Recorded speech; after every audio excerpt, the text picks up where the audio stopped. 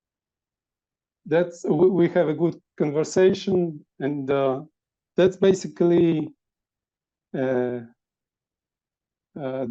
story, a very ordinary story. But what I want to say here is first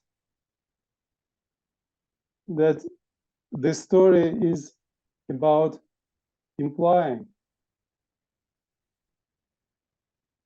And the book I get in that bookstore was implied. I was sort of destined to have it, so that's why I was almost overwhelmed by that feeling when I realized that that's not a book but the book. So it was a perfect fit and hit post factum. But it's not. It doesn't have to be exactly it. It didn't have to be exactly the book. For instance, I could go to someone's birthday party and get to know the author and talk to him or her. Talk to the author and realize, oh, those are the ideas I need. That would have maybe the same effect on me. It would, as Gendlin says, carry the same implying forward. So it's very precise, but there can be another events as precise as that. Mm-hmm. And the next point I'd like to make, that until I opened the book and realized that it's the book, I was unconscious about that implying. But still, I was acting from it. I was drawn to that bookshelf. I was drawn to that book somehow, and that was my action from that implying. Aha. And now I'd like to tell you another part of the same story, that that friend of mine, as I said, she was a close friend, and that means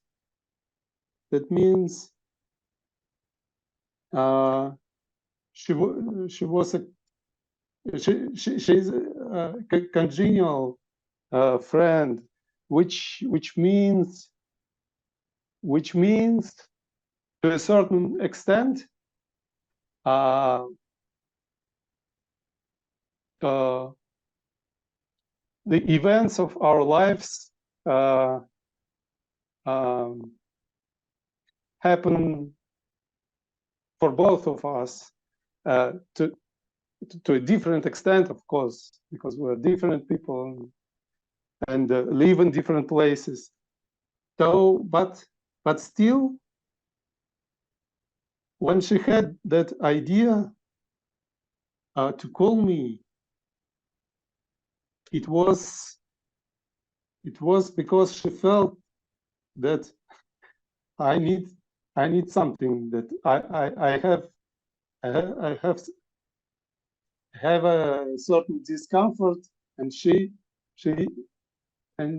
was eager to help me. And so she not only acted from the implying when she called me, but the very idea, the thought was also from the implying.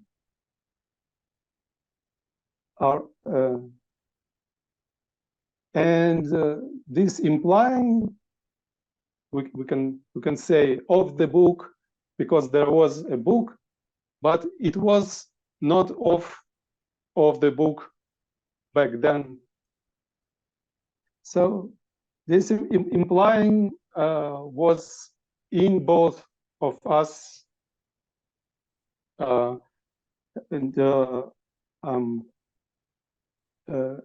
not about it was about both of us somehow. And I would like to say more that this implying had no location. It was not in my brain, not in her brain, not divided into parts in our brains. It was not information at all, but both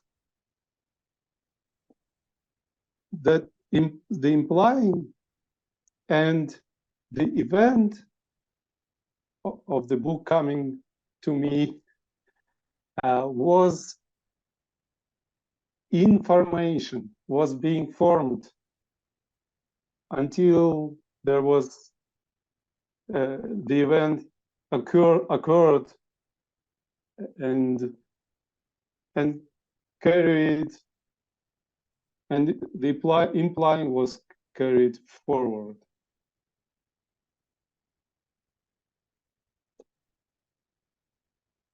So carrying forward is another concept of Eugene Gendlin. Hi, Peter. Are you inviting questions? I just interrupt the flow of your. I'm just curious about what you've just said. You know, it's when you said about implying and that the book was information. Are you saying that literally? Are you kind of saying that your need and your friend's need, and from that you kind of the book just came as is? Are you saying that literally?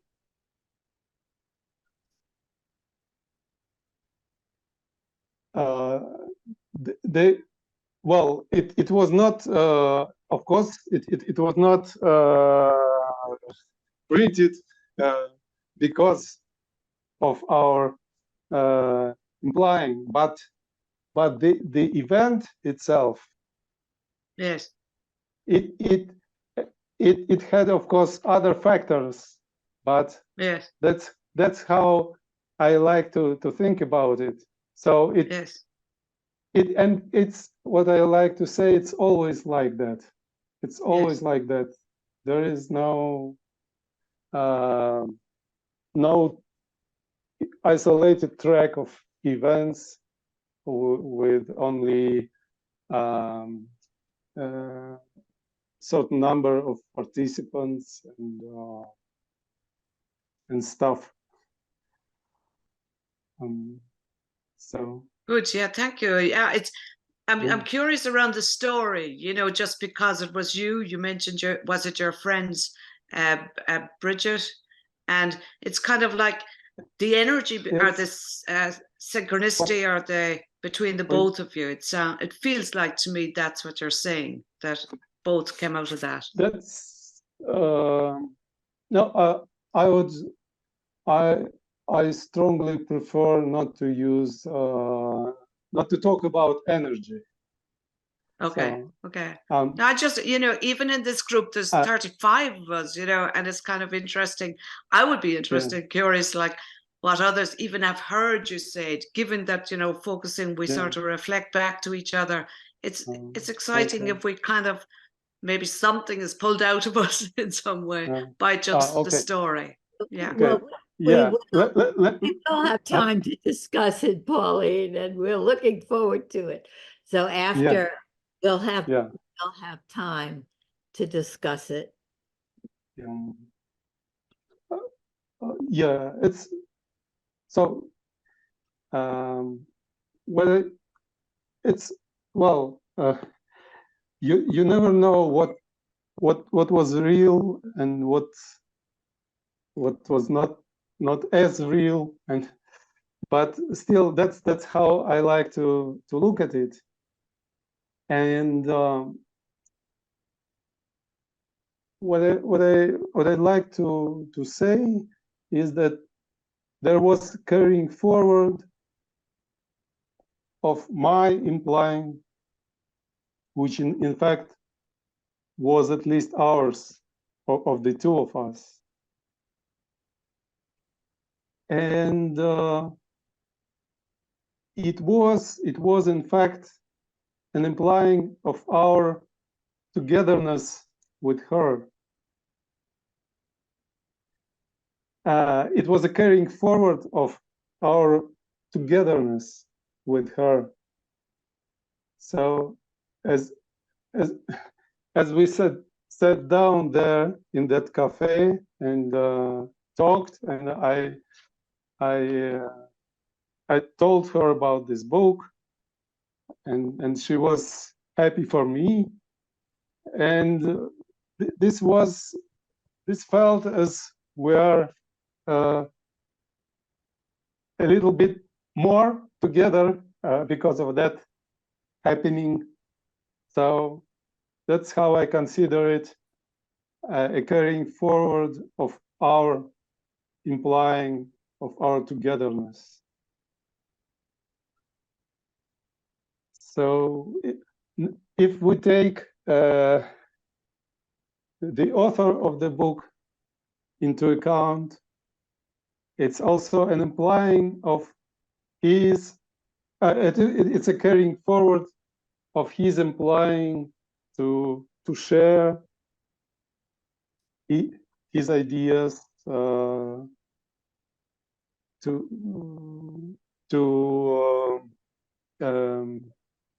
have people develop them, think about them, apply them,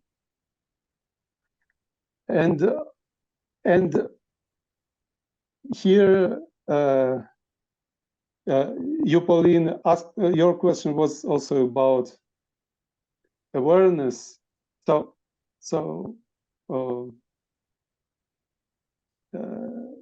Yeah, thanks, Peter. Yeah, I was just curious about the story and connecting, or stayed connected to you. So so that. Thank you. Yeah, but still, I feel this question is always there, but so that awareness comes later, when it, or never. In case of our togetherness, we could have or we did become aware of that, although we didn't formulate it in didn't express it in those terms. And the author never probably knew and will know that I bought his book. Maybe we meet at someone's birthday party, then he will, but it's not necessary. But his implying was also carried forward. And can we discuss things? Can we have is it time for discussion at all? Because that might be really interesting to open it up. Maybe I know I have things that I would love to ask you, Peter, if that would be okay. Sure. Is that okay? Thank you so much, because this is very provocative. Wow. Okay, so the first thing that is, wasn't may I my ask a question? Thank you. Just a minute, Liz. Was there another point, Peter? Yes, right.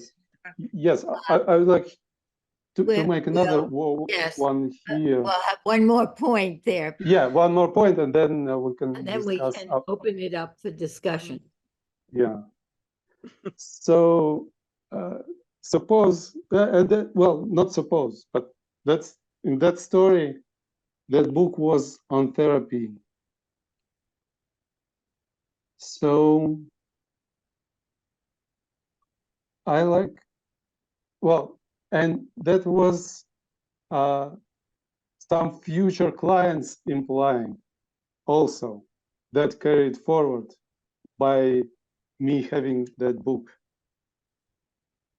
And I don't exclude somehow that this future client of mine, in that very moment, when I realized that it is the book,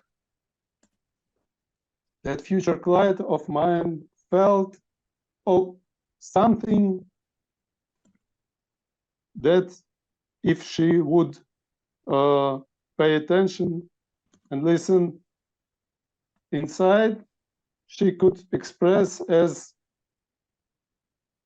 there might be someone who can help me. Mm-hmm.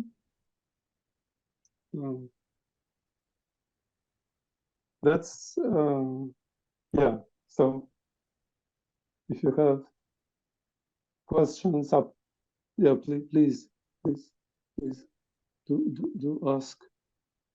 I have two questions, but I'm probably going to forget the second one after I ask the first one. So I have to decide which one is more important, or are either of them of any importance. But these are my experiences. So Peter, I want to wait a minute. We want to take away the we'll take away the slide so that we're all sure to ask the question.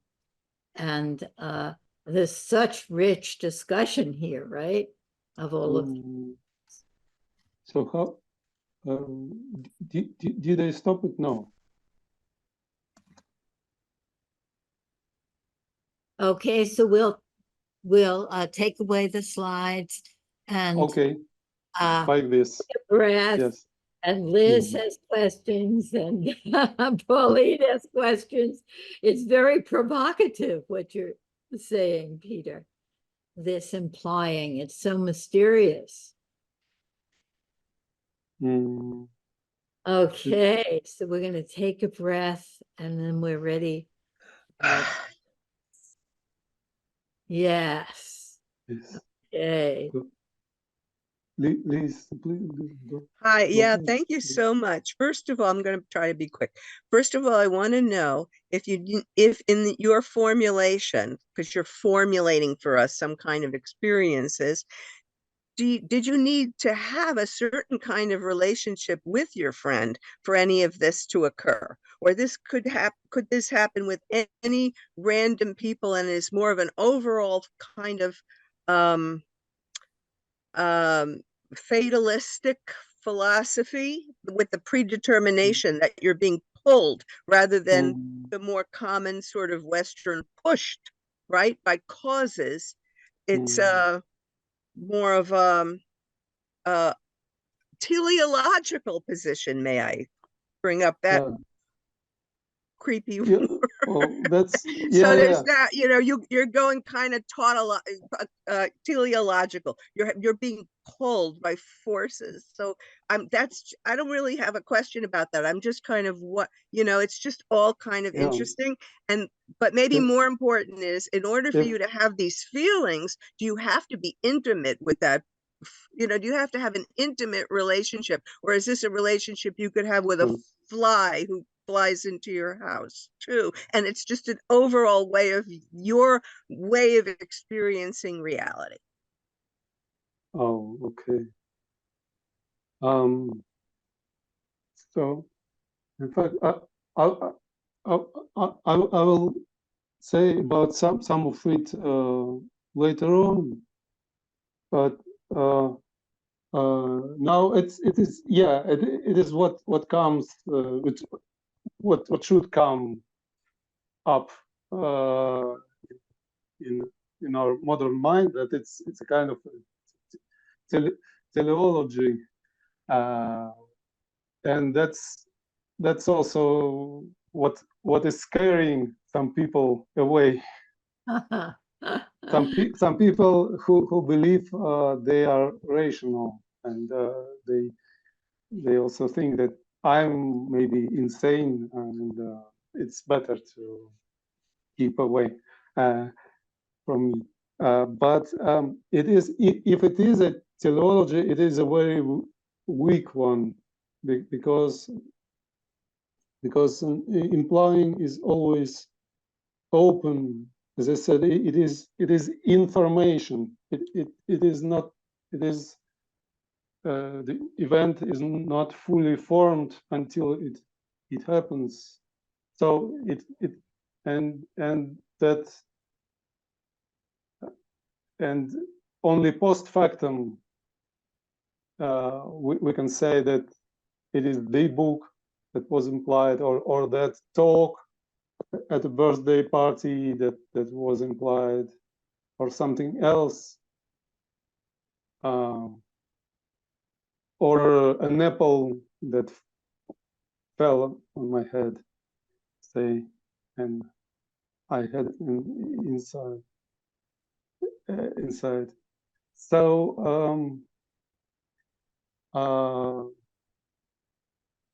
I guess you said if it matters, if our relationship matters, I'm sure that it does. It's exactly it's in this story. It's exactly our congeniality that was the focal factor that brought this event to happening. Can I add in for Liz's question? My understanding is that what Jean is talking about in terms of implying is that it isn't cause and effect where we're being pushed, and it isn't also, it's not that we're being pulled and that it's already set, but it's more than logical, that it isn't random, that there are ways that things fit together and make a kind of pattern, and it's not objective and it's not subjective, but it's some more complex way that systems work. Does that help there?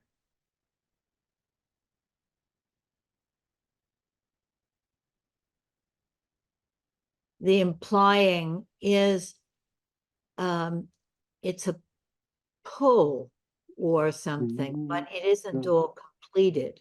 It's something that's open. It's a potential.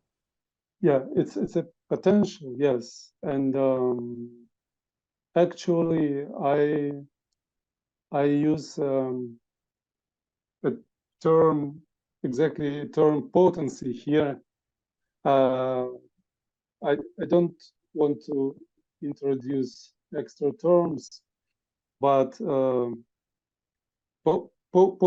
we can think of potency as an organizing aspect of implying, of the implicit. But let me continue it will become more. It will become a little bit clearer. Yeah.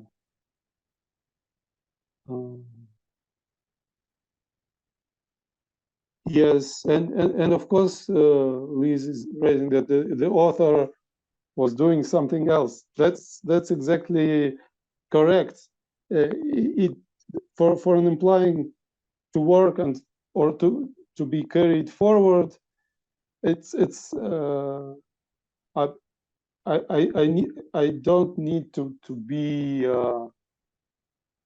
in a direct contact with other people involved, at least. Okay. So shall I continue, or Jim wants to? Yes, I have a question too. Oh. So is the idea of this model that it's experiential, that you know this, you're experiencing these together, and that's how you know that the events fit together through your experience. And you could also, the same events could happen and you could not experience it. I mean, it couldn't happen because it didn't happen or whatever. But this is something that you have to know through your experience. It's not something that you have to calculate or measure or predict or whatever. Is that correct? Experiencing, of course, is a part of it.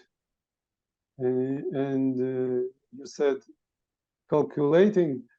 It's interesting that it rhymes with the recent ideas of Steve Wolfram, who said that is you have to you cannot predict. You have to calculate step by step,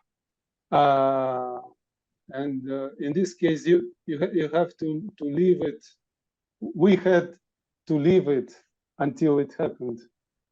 So it wasn't destined in a teleological sense. Well, what I mean is every event that occurs implied?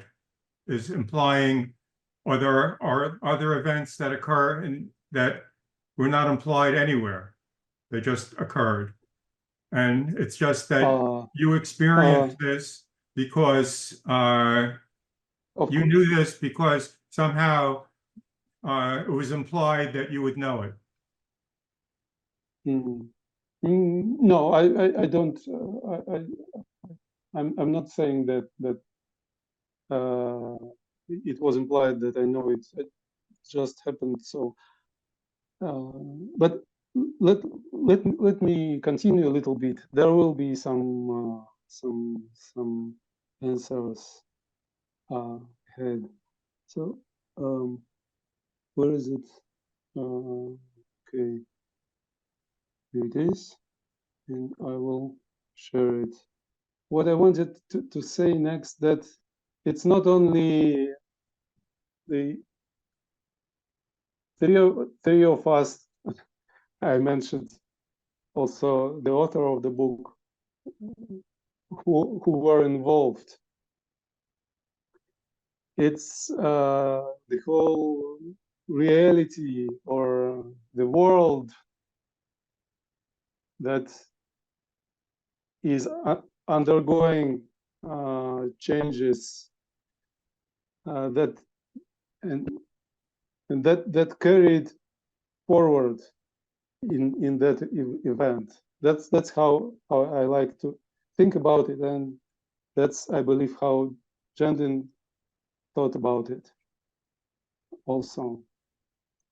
So here, what I said, reality is not only explicit, like things, events, and matter, and everything at which we can point to and name and talk about it and message about it, and etc. So and so there is explicit and there is the implicit, and they are in interaction. The explicit occurs into implicit. So even of course there were many events that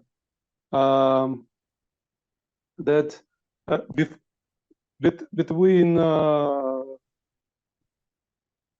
well, as I entered the bookstore, I saw people. Maybe someone asked me about something, or I liked the coat of some lady, but that were also events, but they weren't relevant for that implying. They were relevant maybe for something else, especially if I'm interested in coats and in ladies. So, but that occurred into that implying of the book, but it didn't change it.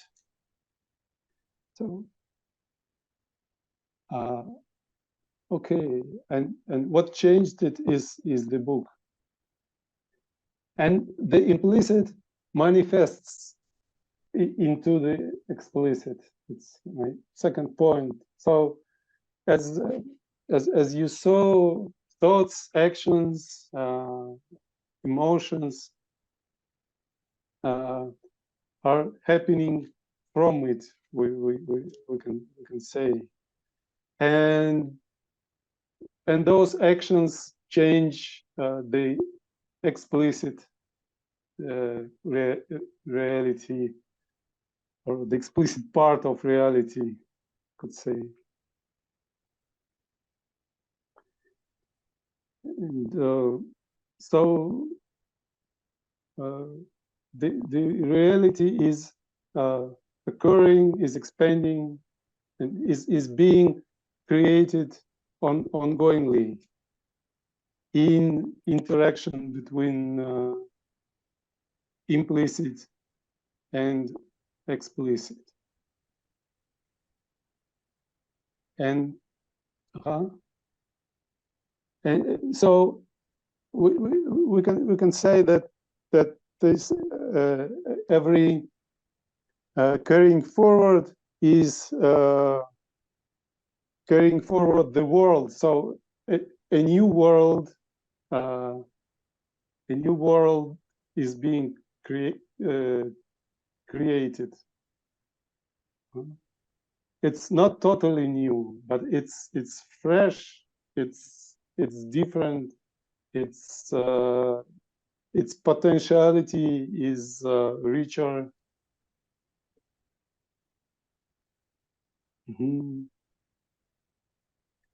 So now, so do I want to further say maybe we, so human beings, also have a body of explicit and also a body of implicit.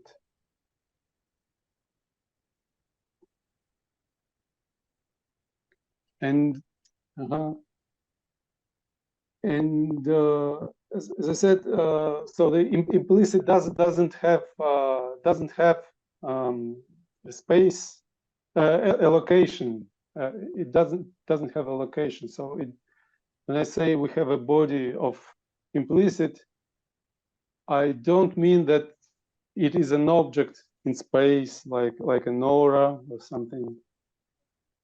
The implicit is nowhere. Has no location. So my next point is that it is also not just mine. It's not only mine. I can in principle say that this is my body, although it is maybe also my girlfriend's or whatever to a certain extent. But I cannot say in the same sense that my body of implicit is solely mine. It's somehow less mine than this body of flesh, and it belongs to the world. It's largely belongs to the world. So the world, I like to think of it that the world implies me doing something, not necessarily something like a mission, but maybe just eating, just talking, just meeting people, and so the carrying forward is also not only mine. And like in this case, it was a carrying forward of not only of the authors implying, but also of some implying of therapeutic community, and it's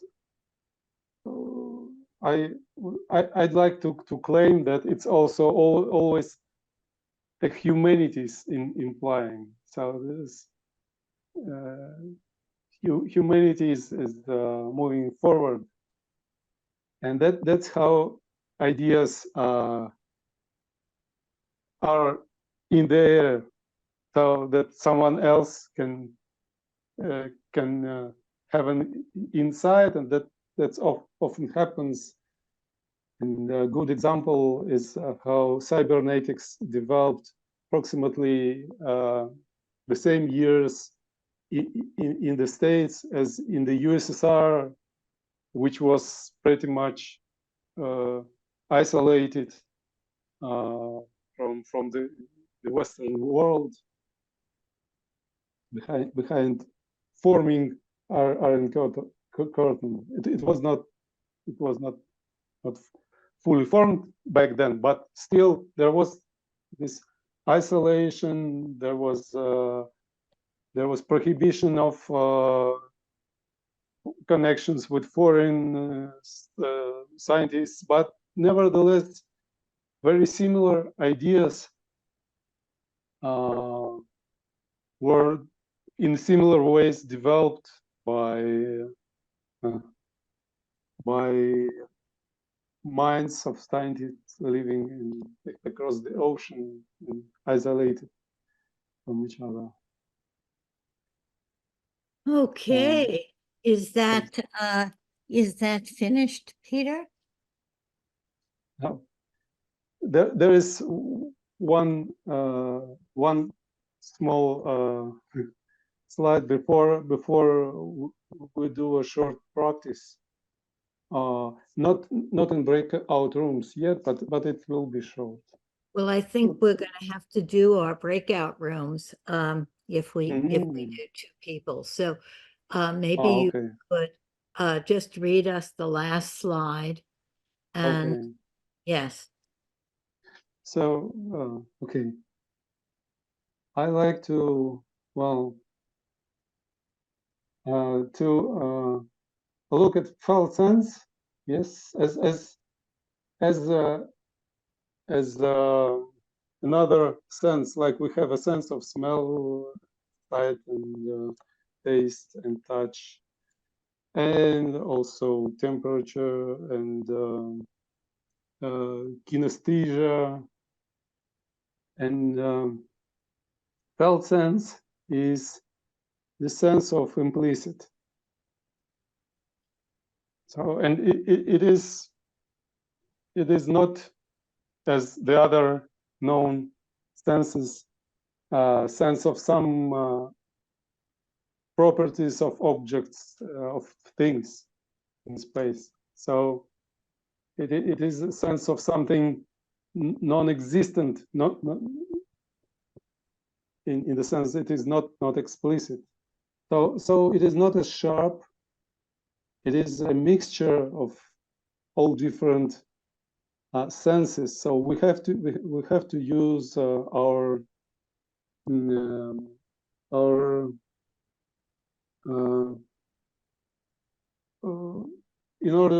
to orient ourselves, we have to use our nervous system's abilities, and we have to use something like our normal senses, but with, and felt sense somehow is projecting onto those senses of thing, and becomes a mixture of all senses. And also because of that same non-existence and non-location, looking for details that doesn't make sense. It is inexpedient to scan the felt sense for details, for anything sharp. But there is always more. It can unfold in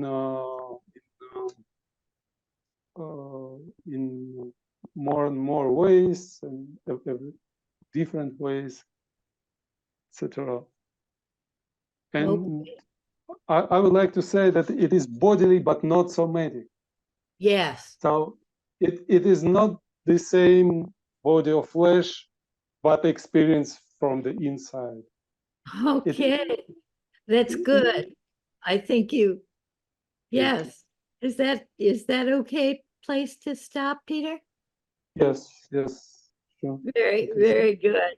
Let's come together. I just want to reflect that last part that you said, because I sort of cut you off because I was worried about the time. Let's come back together, take away the screen sharing. Okay.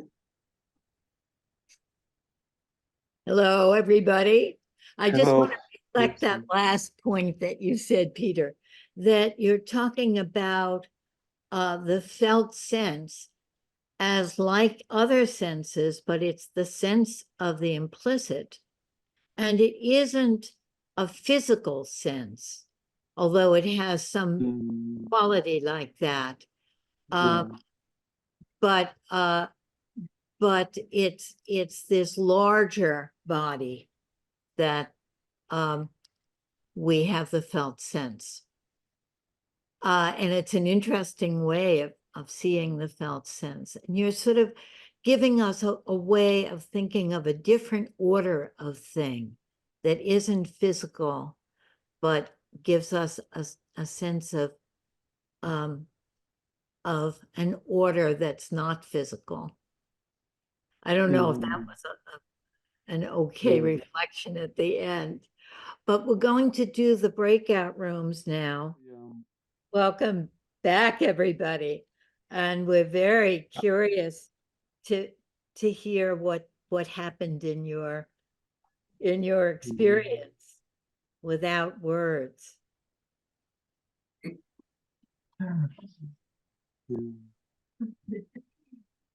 I can report something interesting. Yes, go ahead. In the first breakout room, I was paired with Liz, and the two of us, whoever set up the Zoom rooms wouldn't know this, but the two of us were communicating a little bit in the chat beforehand. And so the synchronicity of our then having that experience just seemed so much like an illustration of what Peter was talking about. And, for me, I grew up in Western culture. I really like to connect the dots and know what's going on and why we're doing what we're doing, and the ability, right, something that supports this trusting of the implicit, and that, is always a gift. And so thank you, Peter, for your teachings, and thank you to the unnameable for bringing Liz and I together in that Zoom room. Amazing. Anybody else? Thank you. If I may share something, Lynn. I knew you were going to. Thank you. Oh, because I have to thank you, Peter, because there was so much going on for me right from the beginning, as you were sharing how you had to flee from Russia. And I felt, wow, what that must have felt for you. And then as you were sharing everything you shared afterwards, it was like the concept that came to me all the time was Jean's concept of eveving, everything affecting everything. So then, and I felt it in my body right from the beginning, as I was affected by what you were sharing about your own experience, and then how you were sharing the story that seemed to me such a great example of being conscious of this eveving and this implicit. And so for me, that was so deep. And then there was so much going on for me about the time and about the tension to go on. And I said, whoa. So something in me went very tense inside. And then I have to really thank Liz and Sophia for the time in the breakout rooms, because then that could move forward and become something different. So I really thank you, Peter, for this sharing. For me, it was really wonderful. Thank you very much. Thank you. Anybody else? I remember doing something similar in my early training to become a focusing-oriented therapist. And I sat with a woman who didn't speak English very well. And we did something similar to this, and I understood what she was trying to say in a kind of an implicit way. No words were shared, and we went back and forth. Neither one of us understood the language that well. She didn't understand English that well. I didn't understand her language that well, but we communicated. And in my work with Stuart just recently, it didn't matter. We got a little confused. I got confused. Who was a therapist and who was the focuser? It didn't really seem to matter at that point. We were relating. No, right. Yeah. This is visibility is just well, I believe it creates a safer togetherness and a richer togetherness for both. You can do it on both sides, and it's also safe to do it with anybody, and not necessarily present, and with animals. Sometimes with the angry dog, it works very, very well. Anybody else? I did an exercise like this also at the beginning of my training. Neil Friedman and I, where you would sit with someone and in silence, and then focus, and then the next person and the next person. And the focusing was so different with each person, and we could feel how the interaction was a larger thing than our focusing inside. Yeah. Yeah. Yeah. I agree that you Mhm. paired, Peter. I love that you paired us so quickly with two different people and the short amount of time. It made the concept of the interaction just come very alive and present to me. And I wanted to add, there was a little struggle with understanding, partly through Zoom, partly maybe language, but that my partner used the voice. That was the medium that we connected, was through her experience was of my voice that led her to our next step. And I found that really interesting.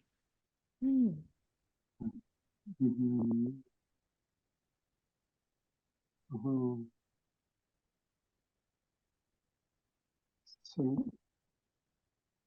yeah, of course, yeah, this was a voice from the implicit again that brings it, is capable of bringing it forward, carrying it forward, the implicit. And what I also like to say that it is like a natural kind of exercise, if it is an exercise, because it's just an application of Gendlin's principle, interaction first. You can tell that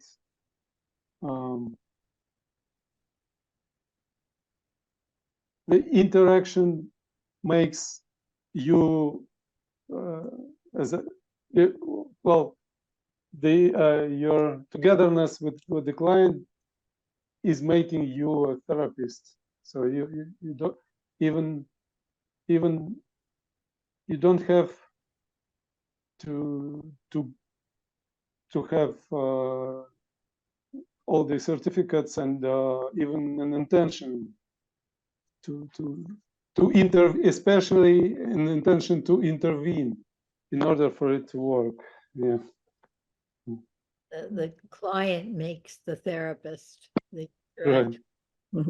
therapist makes the client. Okay, can we have Dorothy's poem? Yeah. Have Dorothy read Peter's poem. Peter's poem. No, this not Bukowski's poem. Yeah. Yes. Yeah.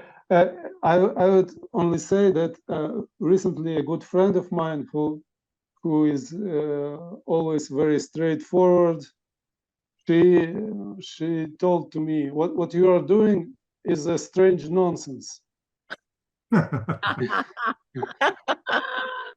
I like that. And a strange nonsense. yes. Okay. That rhymes with the verse, with the poem. Yes. Yes. It's the strongest of the strange by Charles Bukowski. You won't see them often, for wherever the crowd is, they are not. Those odd ones, not many, but from them come the few good paintings, the few good symphonies, the few good books and other works. And from the best of the strange ones, perhaps nothing. They are their own paintings, their own books, their own music, their own work. Structures, I think.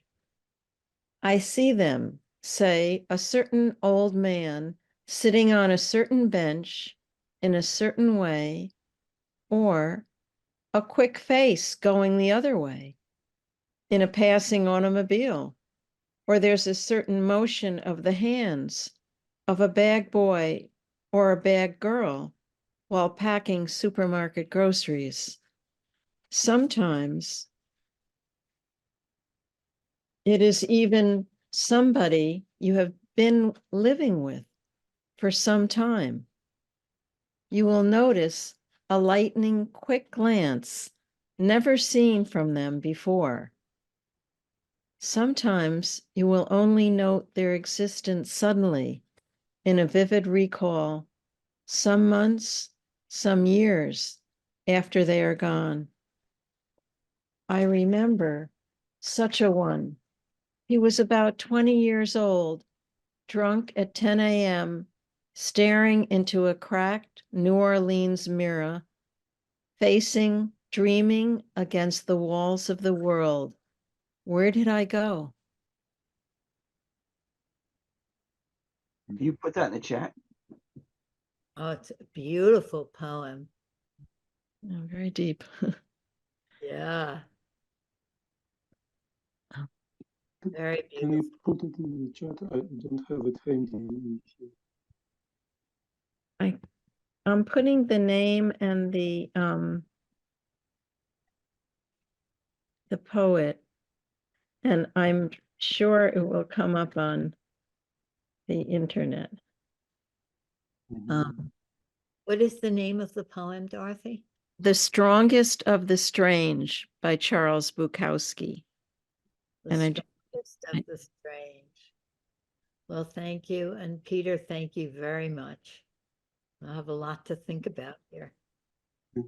Have a good week, everybody. Okay.